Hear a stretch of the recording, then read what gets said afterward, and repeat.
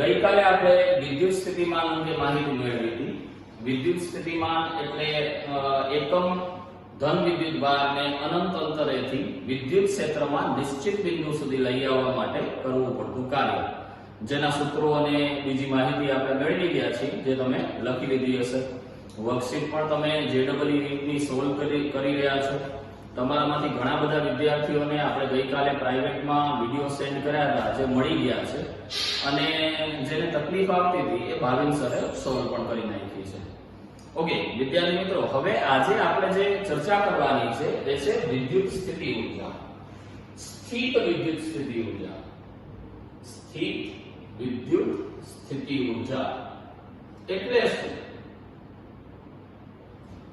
સ્થિતિ ઊર્જા એટલે તમને ખબર છે, પણ સ્થિત વિદ્યુત સ્થિતિ ઊર્જા એટલે શું? તો પદાર્થની સંરચના અથવા સ્થાનના કારણે એને જે ઊર્જા મળે એને સ્થિતિ ઊર્જા કહેવાય, એ તો તમને ખ્યાલ છે. પણ સ્થિત વિદ્યુત સ્થિતિ ઊર્જા એટલે વિદ્યુત ક્ષેત્રમાં વિદ્યુત ભારના સ્થાનના કારણે એને જે ઊર્જા મળે તે. એની વ્યાખ્યા આપવી હોય તો આપણે એની વ્યાખ્યા કેવી રીતે આપી શકીએ? એની વ્યાખ્યા બહુ જ સરળ છે. વિદ્યુત સ્થિતિમાન જેની વ્યાખ્યા છે તમારે લખવાની છે, ધ્યાનથી સાંભળજો. q વિદ્યુત ભારને અનંત અંતરેથી વિદ્યુત ક્ષેત્રમાં આપેલા બિંદુ સુધી લાવવા માટે વિદ્યુત ક્ષેત્રની વિરુદ્ધમાં કરવું પડતું કાર્ય એ તે બિંદુ પાસેની સ્થિત વિદ્યુત સ્થિતિ ઊર્જા કહેવાય છે. મિત્રો, તમે નોંધ્યું હશે કે સ્થિત વિદ્યુત સ્થિતિમાન અને સ્થિત વિદ્યુત ઊર્જા બે વચ્ચે ફરક એટલો જ છે વ્યાખ્યામાં, કે એમાં એકમ ધન વિદ્યુત ભાર આવે છે અને અહીંયા q વિદ્યુત ભાર આવે છે. એટલે આપણે એમ કહી શકીએ કે વિદ્યુત સ્થિતિ ઊર્જા u એટલે બીજું કંઈ જ નહીં પણ કાર્ય. ક્યાંથી ક્યાંનું કાર્ય? અનંત અંતરથી આપેલા બિંદુ, એટલે ઇન્ફાઇનાઇટ ટુ r નું કાર્ય. તો એ કઈ રીતે લખી શકીએ મિત્રો? તો એ લખવા માટે તમને ખબર છે, કાર્ય એટલે સંકલન infinite to r e f dot dr આવશે, f ડોટ dr, અને અહીંયા આપણે ઋણ નિશાની મૂકશું. ચલિત બળ દ્વારા થતું કાર્ય હતું. હવે અહીંયા f ની જગ્યાએ આપણે વિદ્યુત બળ મૂકવાનું છે. તો વિદ્યુત બળ એટલે q e. અહીંયા વિદ્યુત ભાર એકમ નથી એટલે અહીંયા q આપણે મૂકવો પડશે. ત્યાં આપણે એકમ હતો એટલે f અને e બે સરખા લખ્યા હતા, એટલે અહીંયા આવશે infinite to r qe dot dr. એટલે u બરાબર થઈ જશે સ્થિત વિદ્યુત સ્થિતિ ઊર્જા. q ને બહાર લઈ લઈએ સંકલનની, infinite to r e dot dr. આ તમને એની સ્થિતિ ઊર્જાનું સૂત્ર મળશે. હવે આ સ્થિતિ ઊર્જાનું જે સૂત્ર મળ્યું એને ધ્યાનથી જુઓ. આ સૂત્ર અને સ્થિત વિદ્યુત સ્થિતિમાનનું સૂત્ર લગભગ સરખા છે. બેમાં ફરક શું છે? બેમાં ફરક એટલો છે કે એમાં અહીંયા q નતું આવતું, કેમ કે એકમ ધન વિદ્યુત ભાર હતો, અહીંયા q આવે છે. એટલે સ્થિતિ ઊર્જા જો લખવી હોય ને તો આપણે લખી શકીએ q v. જો આ જે છે માઈનસ સંકલન e ડોટ dr, એને તો શું કહેવાય? v કહેવાય. એટલે u બરાબર આપણે શું લખી શકીએ? q v લખી શકીએ. એટલે કે સ્થિતિ ઊર્જા એટલે વિદ્યુત ભાર ગુણ્યા સ્થિતિમાન. સ્થિતિ ઊર્જા એટલે વિદ્યુત ભાર ગુણ્યા સ્થિતિમાન. મિત્રો, સ્થિતિ ઊર્જાનું નિરપેક્ષ મૂલ્ય મહત્વનું હોતું નથી અને નિરપેક્ષ મૂલ્ય મળતું પણ નથી. નિરપેક્ષ એટલે એકલું મૂલ્ય. સ્થિતિ ઊર્જાનો ફેરફાર મહત્વનો હોય. જ્યારે આપણે કોઈ q વિદ્યુત ભારને એક બિંદુથી બીજા બિંદુએ લઈ જઈએ ત્યારે એની સ્થિતિ ઊર્જામાં ફેરફાર થાય, અને એ સ્થિતિ ઊર્જામાં થતો ફેરફાર છે એ મહત્વનો છે. સ્થિતિ ઊર્જામાં થતો ફેરફાર કઈ રીતે મેળવી શકીએ? તો સ્થિતિ ઊર્જામાં થતો ફેરફાર એટલે ડેલ્ટા u થી આપણે એને દર્શાવશું. થાય શું? ધારો કે આપણે q વિદ્યુત ભારને a થી b લઈ જઈએ છીએ તો શું થાય? ub minus ua. જેનું સૂત્ર તમને આવડે છે લખતા, માઈનસ q પછી a થી b, આ બિંદુ છે એ લોઅર લિમિટ આવે, આ બિંદુ છે છે એ અપર લિમિટ આવે અને E ડોટ dr, અથવા આગળ તમે માઈનસ ન લખો તો આ છે એ લોઅર લિમિટ થઈ જાય, એટલે b લોઅર લિમિટ એ અપર લિમિટ અને E ડોટ dr આ એનું સૂત્ર થાય, જે કાલે આપણે લખતા શીખી ગયા હતા. આજે આપણે સૂત્ર તારવી લઈએ. ub minus ua એ સૂત્ર છે એ કઈ રીતે આવ્યું તે જોઈએ છે. તો ub ની કિંમત આના ઉપરથી આપણે મૂકીએ તો ub એટલે ઇન્ફાઇનાઇટ થી b q e dot dr. કઈ નથી કર્યું મિત્રો, માત્ર આ કિંમત u ની મૂકી છે. એવી જ રીતે આ માઈનસ નિશાની એમ ના એમ ua ની કિંમત મૂકીએ ઇન્ફાઇનાઇટ થી r q e dot dr. તો તમે જોઈ શકો છો કે બંને આપણે કિંમત મૂકી ua અને ub ની. તો ડેલ્ટા u બરાબર શું થશે, તો આ માઈનસ આને આપણે આપી દઈએ એટલે અહીંયા એની લિમિટ બદલાઈ જશે b થી ઇન્ફાઇનાઇટ e ડોટ dr. અહીંયા માઈનસ માઈનસ પ્લસ થઈ જશે q ઇન્ફાઇનાઇટ થી r એટલે અહીંયા a બિંદુ હતું એટલે a આવશે ઇન્ફાઇનાઇટ થી a e ડોટ dr. મિત્રો આ બેમાંથી કોમન શું છે, આ બંનેમાંથી કોમન q છે. તો જો આપણે ડેલ્ટા u બરાબર q કોમન લઈ લઈએ તો અંદર શું આવશે, અંદર આવશે b થી ઇન્ફાઇનાઇટ e ડોટ dr અને ઇન્ફાઇનાઇટ થી a e ડોટ dr. આવું પદ તમને મળશે, જોઈ લો મિત્રો. એટલે આ b થી ઇન્ફાઇનાઇટ ને ઇન્ફાઇનાઇટ થી a એટલે બે સંકલન છે, આની અપર લિમિટ આની લોઅર લિમિટ બે સરખી છે એટલે બેને આપણે મર્જ કરી શકીએ, ભેગા કરી શકીએ. એટલે શું લખી શકાય, તો કે b થી ઇન્ફાઇનાઇટ ને ઇન્ફાઇનાઇટ થી a એની જગ્યાએ ડાયરેક્ટ એમ લખી શકીએ કે b થી a e ડોટ dr. તો મિત્રો જોઈ શકો છો આ સૂત્ર આપણે અહીંયા સાબિત કરીએ છીએ.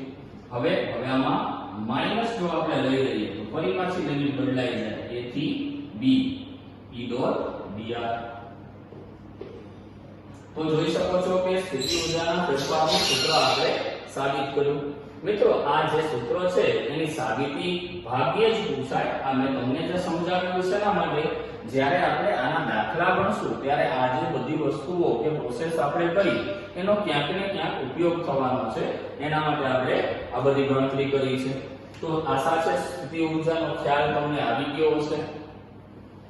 હવે આપણે સ્થિતિ ઊર્જા અને સ્થિતિમાન વિશે બીજી અમુક અગત્યની બાબતો છે એની ચર્ચા કરીએ. સૌથી પહેલા આપણે વિદ્યુત ક્ષેત્ર જ્યારે ભણ્યા હતા ત્યારે તમને ખ્યાલ હોય તો બિંદુવત વિદ્યુત ભારનું વિદ્યુત ક્ષેત્ર ભણ્યા હતા. તો હવે આપણે એક નવી ભૌતિક રાશિ ભણ્યા, સ્થિત વિદ્યુત સ્થિતિમાન. તો હવે આપણે બિંદુવત વિદ્યુત ભારનું સ્થિત વિદ્યુત સ્થિતિમાન મેળવ્યું. શું મેળવીએ છીએ આપણે, બિંદુવત વિદ્યુત ભારનું સ્થિત વિદ્યુત સ્થિતિમાન. 2 માર્ક્સની થિયરી છે, ઘણી વખત પૂછાય છે એક્ઝામમાં. મિત્રો ધારો કે આપણે યામ પદ્ધતિના ઉગમ બિંદુ પર q વિદ્યુત ભાર મૂક્યો છે અને આપણને આ જે q વિદ્યુત ભાર છે એનું r અંતરે p બિંદુ પાસે વિદ્યુત સ્થિતિમાન મેળવવું છે. એટલે અહીંયા આપણે એનું વિદ્યુત સ્થિતિમાન મેળવવું છે. તમને ખબર છે એના માટેની પ્રોસેસ ઇન્ફાઇનાઇટ થી, ઇન્ફાઇનાઇટ એટલે ઘણા લાંબા અંતરેથી એટલે જ્યાં વિદ્યુત ભારની અસર ન હોય એવા અંતરને ઇન્ફાઇનાઇટ અનંત અંતર કહેવાય. અનંત એટલે બહુ મોટું એવું નહીં. આ વિદ્યુત ભાર છે તો આનું વિદ્યુત ક્ષેત્ર આમ અમુક વિસ્તારમાં હશે, પછી જે વિસ્તારમાં એનું વિદ્યુત ક્ષેત્ર ન હોય એ વિસ્તારને આપણે અનંત અંતર કહેશું. એટલે અહીંયા આનું વિદ્યુત ક્ષેત્ર શૂન્ય હશે વિદ્યુત ભારનું, એટલે અહીંયા એનું વિદ્યુત સ્થિતિમાન શૂન્ય હશે, અહીંયા એનું સ્થિતિ ઊર્જા પણ શૂન્ય હશે. એવા અંતરને આપણે અનંત અંતર કહેશું. અહીંયાથી આપણે એકમ ઘન વિદ્યુત ભારને અહીંયા લઈ આવવો છે, એટલે P બિંદુએ લઈ આવવો છે. અને એના માટે કરવા પડતા કાર્યને આપણે આ બિંદુવત વિદ્યુતભારનું વિદ્યુત સ્થિતિમાન કહીશું. તો બિંદુવત વિદ્યુતભારનું વિદ્યુત સ્થિતિમાન એટલે શું થશે? તો વિદ્યુત સ્થિતિમાન એટલે આપણે સૂત્ર જાણીએ છીએ, infinite to r E dot dr. મિત્રો સ્થિતિમાન છે એટલે અહીંયા q નહીં આવે. ઓકે, હવે આગળ આપણે આની ગણતરી કરીએ તો v બરાબર શું થઈ જશે? તો આપણે એની કિંમત મૂકીએ ઇન્ફાઇનાઇટ થી r e એટલે kq/r² into dr. તો મિત્રો આપણે v બરાબર લેશું -kq, એ તો અચળ છે, બહાર નીકળી જશે, અંદર રહી જશે ઇન્ફાઇનાઇટ થી r ની -2 ઘાત into dr, જેનું સંકલન કરવાનું છે, જે હવે તમારા માટે સાવ સરળ બાબત છે. આ થઈ જશે r ની -1 ઘાત upon -1 ઇન્ફાઇનાઇટ થી r. તો તમે જોઈ શકો છો કે આ માઈનસ માઈનસ પ્લસ થઈ જશે, એટલે v બરાબર તમને મળશે kq, અંદર રહી જશે 1/r ઇન્ફાઇનાઇટ થી r. મિત્રો બહુ સરળ છે, જોઈ શકો છો તમે સંકલન થઈ ગયું, આ માઈનસ માઈનસ પ્લસ કરી નાખ્યું, r ની -1 ઘાત અને 1/r લખ્યું. હવે એમાં પહેલા અપર લિમિટ પુટ કરી દઈએ, એટલે કે 1/r અને લોઅર લિમિટ એટલે 1/ઇન્ફાઇનાઇટ.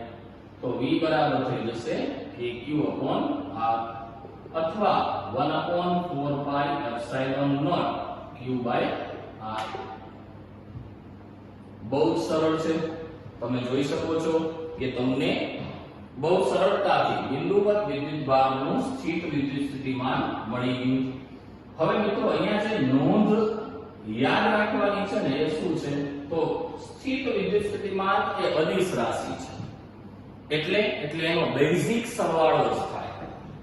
એટલે તમને ખ્યાલ હોય તો આપણે પહેલા ચેપ્ટરમાં એક જ વાત વારે વારે કરતા હતા કે જોવો બેટા, મૂલ્ય છે ધન મૂકવાનું, એટલે વિદ્યુતભારની કિંમત ધન મૂકવાની. જ્યાં મેં મૂલ્યની ગણતરી કરી હતી ત્યાં મેં વિદ્યુતભાર ઋણ હોવા છતાં પણ એની કિંમત ધન મૂકી હતી. મિત્રો સૌથી મોટો ગોટાળો અહીંયા થાય છે. ખાસ ધ્યાન રાખજો કે વિદ્યુત ક્ષેત્ર અને વિદ્યુત બળ એ સદિશ રાશિ છે. જ્યારે સદિશ ગણતરી કરતા હોઈએ ત્યારે ઋણ વિદ્યુતભારને નિશાની સાથે લેવામાં આવે છે. અને જો તમે આકૃતિમાં દિશા દર્શાવી અને માત્ર મૂલ્યની ગણતરી કરતા હો તો વિદ્યુતભાર ઋણ હોવા છતાં પણ એનું મૂલ્ય ધન મૂકવામાં આવે છે. આ બાબત તમારા મગજમાં મેં બહુ સારી રીતે ફિટ કરી દીધી છે, તમે એને સેવ કરી નાખી છે. કરી છે ને સેવ? જવાબ આપો, હા કે ના? મનમાં વિચારશો એ મને ખબર પડી જશે. બોલો. સરસ, મોટા ભાગના એ સેવ કરી નાખી છે. ઓકે, હવે નવી વાત જે શીખવાની છે એ શું? તો કે આ સ્થિત વિદ્યુત સ્થિતિમાન છે, એમાં પણ વિદ્યુતભાર આવે છે. યાદ એ રાખશું કે અહીં વિદ્યુતભાર નિશાની સાથે જ મૂકવાનો. જો ધન હોય તો ધન મૂકવાનો, ઋણ હોય તો ઋણ મૂકવાનો.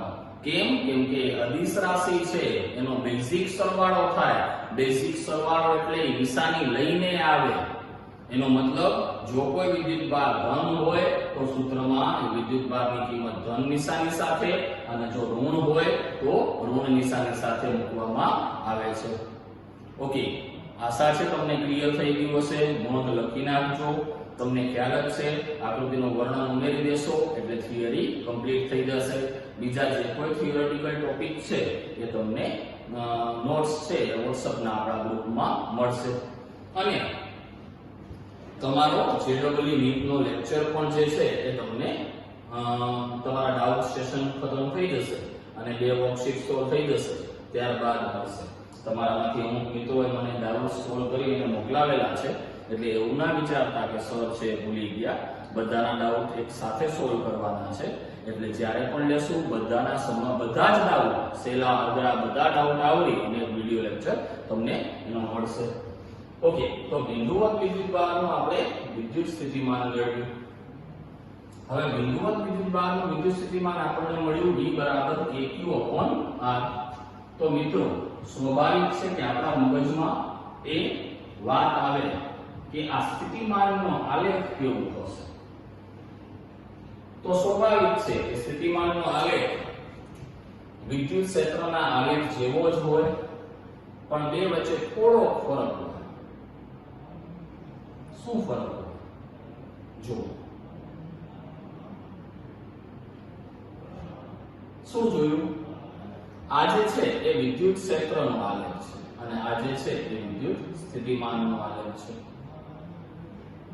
કેમ તમને ખબર છે, વિદ્યુત ક્ષેત્ર એ 1/r² ના સમપ્રમાણમાં હોય અને વિદ્યુત સ્થિતિમાન 1/r ના સમપ્રમાણમાં હોય, જેના બંનેના આલેખ આપણને અતિવલયાકાર પડે, પણ એની જે સાઇન છે એ અહીંયા સેમ ચાલે, પછી અહીંયાથી ક્રોસ થઈ જાય. જે અહીંયા આગળ હતો એ અહીંયા પાછળ થઈ જાય, એટલે ઉપર નીચેનો ફરક આવી જાય. આપણે અહીંયા જે ચર્ચા કરી રહ્યા છીએ એ માત્ર સ્થિતિમાનની ચર્ચા છે, બંને સાથે દોરવાની જરૂર નથી. માત્ર આપણે સ્થિતિમાનનો જ આલેખ દોરવાનો છે. આ તમને સમજાવવા માટે મેં દોર્યો હતો. V વિરુદ્ધ R નો આલેખ દોરીએ એટલે આલેખ આપણને આવો અતિવલયાકાર મળશે, જેમાં આ બિંદુ આને અડશે નહીં, અહીંયા પણ અડશે નહીં, એટલે V ચલે છે 1/r. આ રીતે આપણે વિદ્યુત સ્થિતિમાન વિરુદ્ધ અંતરનો આલેખ દોરી શકીએ. ઓકે, બહુ સરસ રીતે તમે બિંદુવત વિદ્યુતભારનું વિદ્યુત સ્થિતિમાન સમજી ગયા. હવે વિદ્યુતભારના તંત્રનું વિદ્યુત સ્થિતિમાન સમજીએ. શેનું વિદ્યુત સ્થિતિમાન આપણે ચર્ચવું છે? વિદ્યુતભારના તંત્રનું વિદ્યુત સ્થિતિમાન. મિત્રો આ પણ બહુ સરળ થિયરી છે. માત્ર આપણે એક વિદ્યુતભાર લીધો તો એની જગ્યાએ હવે ઘણા બધા વિદ્યુતભાર લઈ લેશું. ફરી પાછું આપણે કાર્ટેશિયન યામ પદ્ધતિ લીધેલી છે, જેમાં q1 q2 up to qn એવા વિદ્યુતભાર લીધા છે. q1 q2 up to qn, જેના ઉગમ બિંદુથી સ્થાન સદિશ r1 r2 up to rn છે. ધારો કે આ બધા વિદ્યુતભારના કારણે આપણે અહીંયા બિંદુ A પાસે, r સ્થાન સદિશ ધરાવતા બિંદુ A પાસે સ્થિતિમાન મેળવવું છે. મિત્રો સ્થિતિમાન યાદ રાખજો. તો વિદ્યુત સ્થિતિમાન એ બિંદુ પાસે કેટલું હશે? તો અહીંયા કોની અસર હોય? તેના કારણે અહીંયા વિદ્યુતભારને ઊર્જા મળે. તો આ વિદ્યુતભાર Q1 ના કારણે મળે, એટલે અહીંયા Q1 નું સ્થિતિમાન V1 હોય, બીજાનું સ્થિતિમાન V2 હોય, એવી રીતે n માં વિદ્યુતભારનું વિદ્યુત સ્થિતિમાન Vn હોય. તો Va બરાબર શું લખી શકો તમે? K Q1/r. આના વચ્ચેનું અંતર લખવાનું છે. એ અંતર શું થશે? તો તમને ખ્યાલ છે કે મારે આ અંતર લખવું છે બિંદુ અને વિદ્યુતભાર વચ્ચે. તો એ થઈ જશે r - r1, એટલે r - r1. તમે ફરી પાછું એવી રીતે યાદ રાખી શકો છો, જ્યાં ગણવું હોય માઈનસ જેના કારણે ગણવું હોય, જે તમે પહેલા ચેપ્ટરમાં યાદ રાખેલું છે એનો માનાંક લેવાનો. પછી અહીંયા kq2, ફરી પાછું mod of r - r2, અને એવી જ રીતે Vn ની કિંમત તમે મૂકી શકો kqn mod of r - rn. તો જોઈ શકો છો મિત્રો કે આમાંથી k કોમન છે. જો આપણે k કોમન લઈ લઈએ તો અંદર જે રહેશે એ હશે q1/r - r1, q2/r - r2 up to qn/mod of r - rn, જેને આપણે સિગ્મા નોટેશનમાં પણ લખી શકીએ, જે તમને બહુ સારી રીતે આવડે છે. જો અહીંયા q સાથે સંકળાયેલો નંબર બદલાય છે એટલે એને qi થી દર્શાવશું. નીચે આગળવાળો જે r છે એ બદલાતો નથી, એટલે એ m ના m. પાછળવાળા r સાથે સંકળાયેલ નંબર બદલાય છે એટલે એ ri, એટલે i છે એ 1 થી n સુધી જશે. ચેક કરવા માટે એવું કરી શકાય કે અહીંયા i ની જગ્યાએ 1 મૂકો તો પહેલું પદ મળે, 2 મૂકીએ તો બીજું પદ મળે. તો આ રીતે આપણે વિદ્યુત ભારના તંત્રનું વિદ્યુત સ્થિતિમાન મેળવી શકીએ છીએ. 2 માર્ક્સની થિયરી છે. હવે આ જ રીતે સતત વિદ્યુત ભારનું વિતરણ થયેલું હોય તો એના કારણે વિદ્યુત સ્થિતિમાન કેવી રીતે મળે? મિત્રો, તમારા કાને જેવો એ શબ્દ પડે વિતરણ એટલે તમને કંઈક યાદ આવે. સ્વાભાવિક છે, તમને પણ કંઈક યાદ આવ્યું હશે. યાદ કરો શબ્દ વિતરણ. યાદ આવે છે કાંઈ? યાદ કરો. જે યાદ આવશે તમે વિચારશો એ મારા મગજમાં આવી જશે. શું યાદ આવ્યું? સરસ. પહેલા ચેપ્ટરમાં 3 વિતરણ આપણે ભણી ગયા. રેખીય વિતરણ, પૃષ્ઠ વિતરણ અને કદ વિતરણ. એ ત્રણેય વિતરણ આપણે સ્થિતિમાન માટે પણ કરી શકીએ છીએ. ત્યાં આપણે બહુ ડિટેલમાં એની ચર્ચા કરેલી છે મિત્રો. હું તમને રેખીય વિદ્યુતભાર વિતરણના કારણે વિદ્યુત સ્થિતિમાન ગણાવું છું અને પૃષ્ઠ અને કદનું તમે એવી રીતે લખી શકશો. તમને ખ્યાલ છે કે રેખીય વિદ્યુતભાર ઘનતા લેમ્બડા હોય અને એની સાથે dl જોડાયેલો હોય. એના માટે પૃષ્ઠનું કરતા હોઈએ તો પૃષ્ઠ વિદ્યુતભાર ઘનતા સિગ્મા આવી જાય, લેમ્બડાની જગ્યાએ સિગ્મા આવી જાય અને dl ની જગ્યાએ da આવી જાય. અને જો કદ વિતરણની વાત કરતા હોઈએ તો એમાં કદ વિદ્યુતભાર ઘનતા ρ આવે, લેમ્બડાની જગ્યાએ ρ આવે અને dl ની જગ્યાએ dv આવે. ઓકે મિત્રો, તો ફરી પાછું આપણે રેખીય વિદ્યુતભાર વિતરણના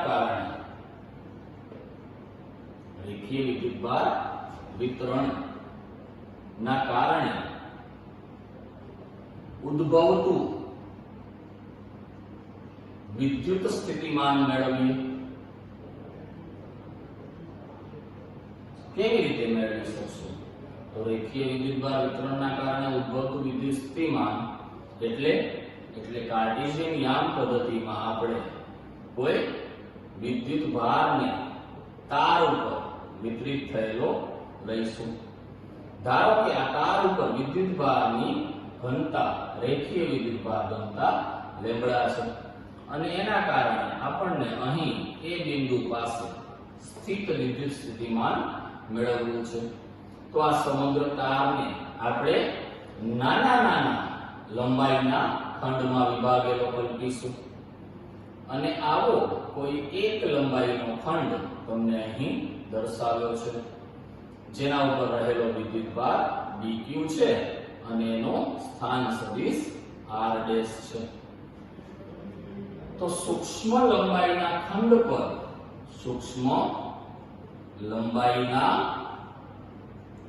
પર રહેલો વિદ્યુતભાર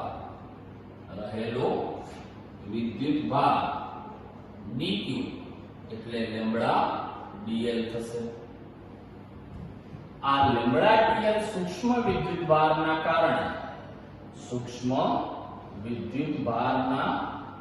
કારણે બિંદુ A પાસે વિદ્યુત સ્થિતિમાન મેળવવું હોય તો એ થશે VA બરાબર, VA થી નથી દર્શાવતા, સૂક્ષ્મનું છે એટલે dV થી દર્શાવીએ છીએ, k dq અપોન શું લખશો? અપોન જ્યાં શોધવું છે એ માઈનસ જેના કારણે શોધવું છે એટલે r માઈનસ r'. તમે જોઈ શકો છો ને બિંદુવત વિદ્યુતભારના સ્થિતિમાનનું સૂત્ર વાપર્યું. શા માટે? કારણ કે આ અતિ સૂક્ષ્મ છે. અતિ સૂક્ષ્મ એટલે એને બિંદુવત વિદ્યુતભાર ગણી શકાય. એટલે dv બરાબર થઈ જશે k dq એટલે lambda dl upon r minus r'. માનાંકમાં તમે સદિશની નિશાની કરો કે ન કરો કોઈ ફરક પડે નહીં. ઓકે, એટલે સમગ્ર તારના કારણે બિંદુ A પાસે ઉદ્ભવતું વિદ્યુત સ્થિતિમાન કઈ રીતે મેળવી શકીએ? તો તમને ખ્યાલ જ છે કે હવે ફોર્માલિટી જેવું થઈ ગયું. dv નું સંકલન લેવાનું, જેમાં k છે એ અચળ છે. લેમ્બડા પણ જો અચળ હોય તો એને બારે કાઢી શકાય. લેમ્બડા અચળ હોય એનો મતલબ શું છે મિત્રો? જો આના ઉપર વિદ્યુતભારનું વિતરણ સમાન થયેલ હોય, સમાન વિદ્યુતભાર વિતરણ હોય તો લેમ્બડા અચળ હોય અને બારે લઈ શકાય. જો સમાન ન હોય એટલે ત્યાં ગીચોગીચ હોય અને ત્યાં છૂટો છૂટો વિદ્યુતભાર હોય, અથવા ત્યાં ધન વિદ્યુતભાર હોય, ત્યાં ઋણ વિદ્યુતભાર હોય તો એને અસમાન વિતરણ કહેવાય. તો એવા કિસ્સામાં લેમ્બડા છે એ અચળ હોતી નથી. એને આપણે અંદર રાખવી પડે. તમને મેં જે વર્કશીટ આપી છે એમાં તમને ખ્યાલ હોય, તમે જાણી જોઈને 3 દાખલા એવા મૂકેલા છે કે જેમાં કદ વિદ્યુતભાર ઘનતા, પૃષ્ઠ વિદ્યુતભાર ઘનતા એ બદલાય છે એવી આપેલી છે. જેના સંકલન સ્વરૂપના જે દાખલાઓ છે એ થોડાક ટિપિકલ જાણી જોઈને મૂકેલા છે. કે કેટલા એવા છે કે જેને આપણે પહેલા ચેપ્ટરના કન્સેપ્ટ આપ્યા હતા એમાં ખબર પડી. એની પણ મને ખ્યાલ આવે